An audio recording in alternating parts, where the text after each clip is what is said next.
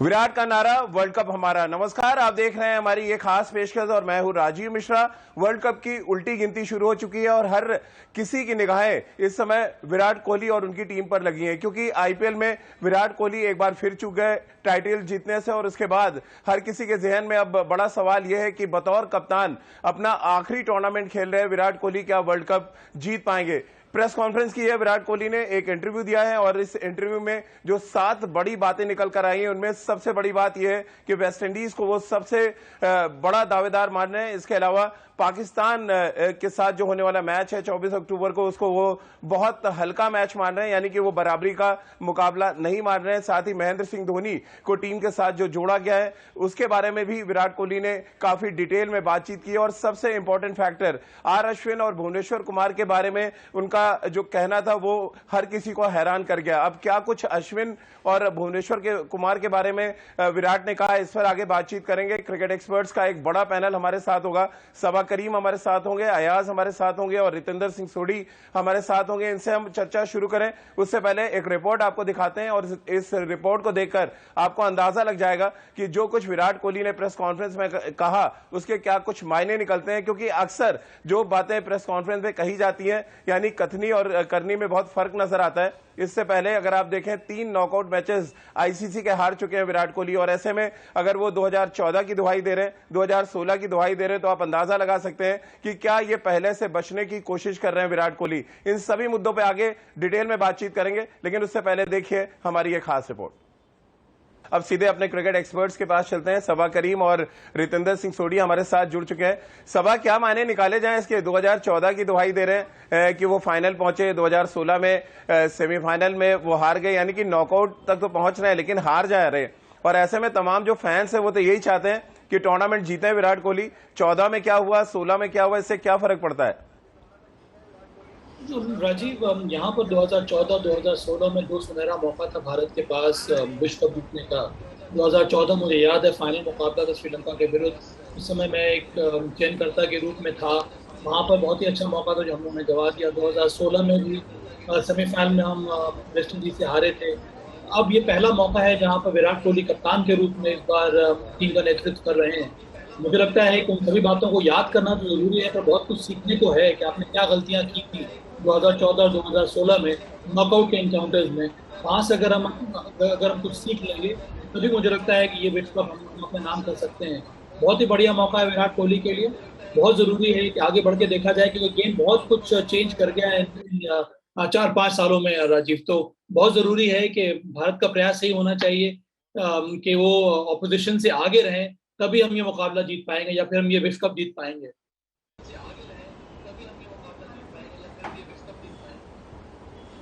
जी, रितेंद्र भी हमारे साथ हैं। सभा, उनको भी इस चर्चा में शामिल कर लेते हैं। रितेंद्र, 2 और इंपॉर्टेंट बातें हैं। एक तो भुवनेश्वर कुमार और आर अश्विन, जिनका फॉर्म बहुत सवालों के घेरे में था आईपीएल के मैचेस के दौरान, उन पे बहुत विश्वास जताया है विराट ने। और वरुण चक्रवर्ती को एक बड़ा मैच विनर वो मान रहे हैं अभी से। और आईपीएल में जो जिस तरह की गेंदबाजी वरुण ने की उससे इस बात के संकेत भी मिले कि वो बड़ा फर्क डाल सकते हैं।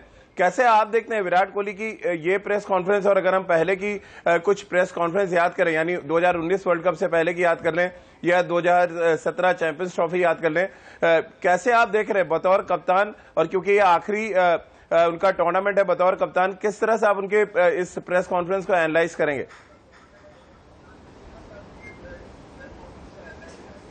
जी हाँ राजीव, सबसे पहली बात तो कॉन्फिडेंस नजर आ रहा है और वो जरूरी भी है। और जैसे 2014 और 16 की बात हो रही है, हम नॉकआउट पहुंचे, बहुत क्रूशियल गेम्स हार गए, तो वहां से जरूर विराट कोहली सीखना भी चाहते हैं, क्योंकि अगर आप अपनी गलतियों से सीखते हैं तो आप इंप्रूव करते हैं। और कहीं ना कहीं विराट जानते हैं कि प्रेशर भारत पे है। बहुत लोग भारत से बहुत कुछ एक्सपेक्ट कर रहे हैं कि भारत वर्ल्ड कप जीतने का टॉप कंटेंडर है, बट हमें अच्छी क्रिकेट पहले मैच से खेलनी होगी, मोमेंटम हासिल करना होगा। आपने वरुण चक्रवर्ती, अश्विन की बात की, तो जैसे केकेआर आईपीएल में अपने स्पिनर्स पे डिपेंड कर रही थी, मुझे लग रहा है भारतीय टीम भी बहुत हेवीली डिपेंड करेगी अपने स्पिनर्स पे। इनकी फॉर्म बहुत इंपॉर्टेंट है। अश्विन कहीं ना कहीं सेम्बलेंस ऑफ फॉर्म शुरू में दिखा था, बाद में थोड़ा ऑफ कलर हुए, उनकी परफॉर्मेंस बहुत इंपॉर्टेंट है। सिल्वर लाइन हो सकते हैं, Varun Chakravarthy top class performer है, उनसे बहुत उम्मीदें होंगी। और बल्लेबाजी में तो हमारे दम है, तो फिंगर्स क्रॉस, मुझे पूरा भरोसा है हम अच्छा करेंगे वर्ल्ड कप में।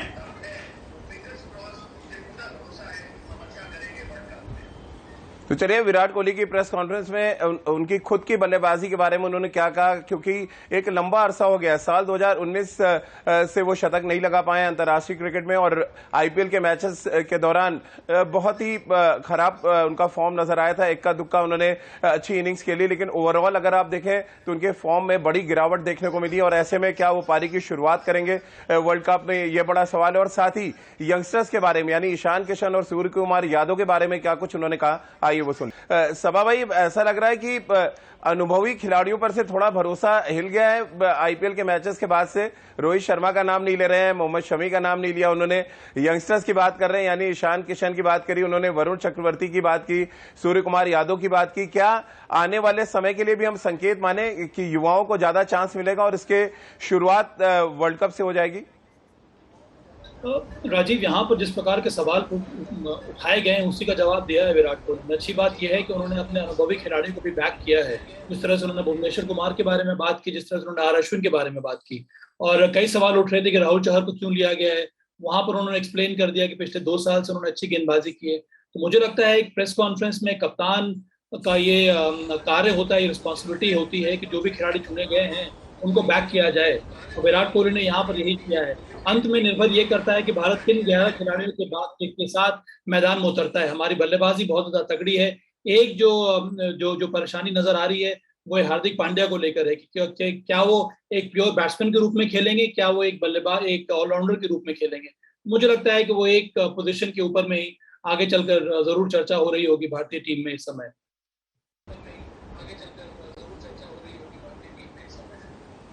बिल्कुल। और रितेंद्र, जो चैलेंज है विराट कोहली के सामने, रवि शास्त्री के सामने, उसका भी वो जिक्र कर रहे थे कि माहौल बना के रखना है ड्रेसिंग रूम में, क्योंकि बतौर कोच आखिरी टूर्नामेंट है रवि शास्त्री का और बतौर कप्तान आखिरी टूर्नामेंट है विराट कोहली के लिए। और ऐसे में ड्रेसिंग रूम में बहुत पॉजिटिव एनर्जी बना के रखना आपको लग रहा है एक बड़ा चैलेंज है विराट कोहली के सामने, जिसका वो जिक्र कर रहे थे?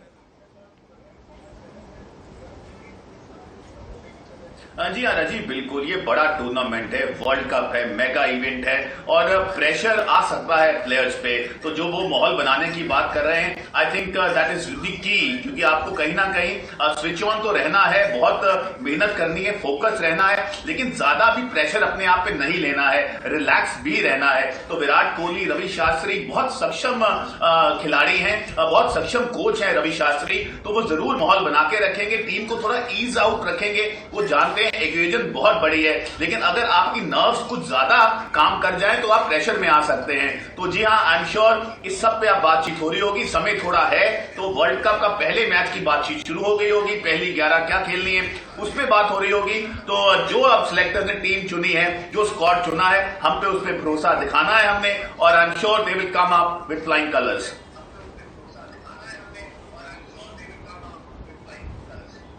बिल्कुल। यजुवेंद्र चहल के बारे में भी विराट कोहली से पूछा गया कि उनको टीम से बाहर क्यों रखा गया है, और आईपीएल में जिस तरह का फॉर्म यजुवेंद्र चहल ने दिखाया, हर किसी के जहन में सवाल था कि 15 अक्टूबर से पहले जो चेंजेस होने हैं भारतीय टीम में उसमें शायद यजुवेंद्र चहल को जगह मिल जाए, लेकिन शार्दुल ठाकुर को वहां पे चुना टीम मैनेजमेंट ने, और संकेत ये मिले कि महेंद्र सिंह धोनी की वजह से शार्दुल ठाकुर को टीम में चुना गया, क्योंकि बतौर मेंटोर वो टीम के साथ काम करेंगे। ऐसे में यजुवेंद्र चहल को लेकर जो खुद विराट कोहली के फेवरेट गेंदबाज हैं उनके बारे में क्या कुछ कहा विराट ने, आइए वो सुन लेते हैं।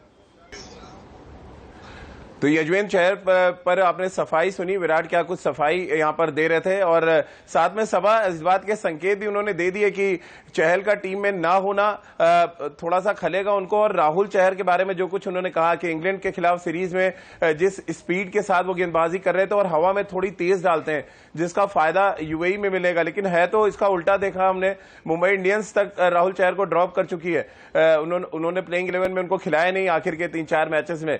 अब एक कप्तान का कॉन्फिडेंस कैसे बढ़ेगा राहुल चहर के ऊपर, और जिस तरह की गेंदबाजी यजुवेंद्र चहल ने की आईपीएल के मैचेस में? देखिए, अलग अलग फेज होते हैं राजीव। यहाँ पर जो खिलाड़ी को चुना है आपने, उसको आपको बैक करना होगा। मुंबई इंडियंस के कारण कुछ और थे जिसकी वजह से उन्होंने राहुल चहर को बाहर बैठाया। तो मेरा अभी भी ये मानना है कि राहुल चहर एक बड़े प्रॉमिसिंग लेग स्पिनर हैं, और इंग्लैंड के विरुद्ध जो होम सीरीज हुई थी वहां पर अच्छी गेंदबाजी हुई थी। वैसे प्लेयर जिन्होंने अंतर्राष्ट्रीय स्तर पर आपके लिए अच्छा परफॉर्म किया है, उसको आप अचानक ड्रॉप नहीं कर सकते हैं। और इसी वजह से यहाँ पर बैक करना ठीक लग रहा है मुझे विराट कोहली का, राहुल चहर को। बहुत ज़रूरी है कि कप्तान का वो कॉन्फिडेंस होना चाहिए गेंदबाज के ऊपर, तभी आप उनको 11 में खिलाएंगे। जिस तरह से कॉम्बिनेशन नजर आ रहा है इस समय, मुझे लगता है कठिन होगा राहुल चहर को और पहले कम से कम 1-2 मैचेस में 11 में आना। तो आपके पास जो रेगुलर स्पिनर हैं वो हैं जडेजा और वरुण चक्रवर्ती। तो मुझे लगता है कि इन दोनों को सबसे पहले मौका मिलेगा। उसके बाद अगर जरूरत पड़ेगी थर्ड स्पिनर की, तब हो सकता है राहुल चहर या फिर आर अश्विन को मौका मिलेगा।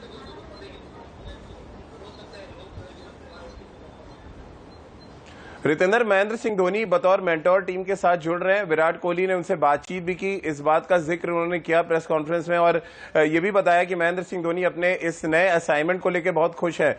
अब कितना फायदा मिलता नजर आ रहा है आपको, एक तो ये, और विराट कोहली जितने कॉन्फिडेंट हैं महेंद्र सिंह धोनी को लेके, कहीं ऐसा तो नहीं खिचड़ी एक ऐसी पके जिसका शायद टेस्ट ना मिल पाए, क्योंकि दो अलग अलग सोच वाले कैप्टन्स हैं जो एक साथ काम करते नजर आएंगे।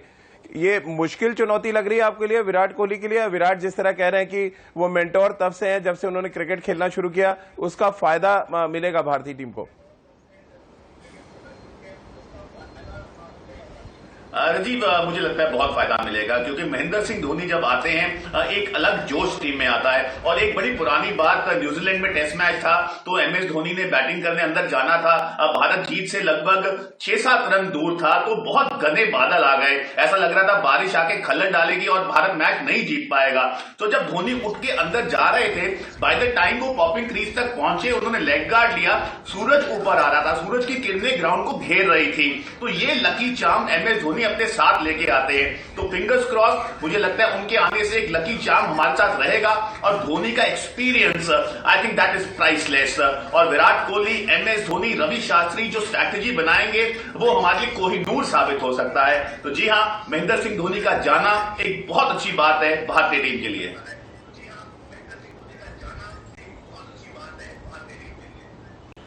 चलिए, इस बात का उम्मीद सबको रहेगी अब कि किस तरह से रवि शास्त्री, विराट कोहली और महेंद्र सिंह धोनी का कॉम्बो यहां पे काम करता है, क्योंकि पहला प्रैक्टिस मैच भारतीय टीम इंग्लैंड के खिलाफ खेलेगी दुबई में और यहां से एक सफर शुरू होगा जो वर्ल्ड कप के फाइनल तक जाएगा। लेकिन उसकी पहली झलक आपको मिल जाएगी कि भारतीय टीम कितनी तैयार है, क्योंकि आईपीएल के बाद पहली बार भारतीय टीम एक साथ T20 फॉर्मेट में खेलती नजर आएगी।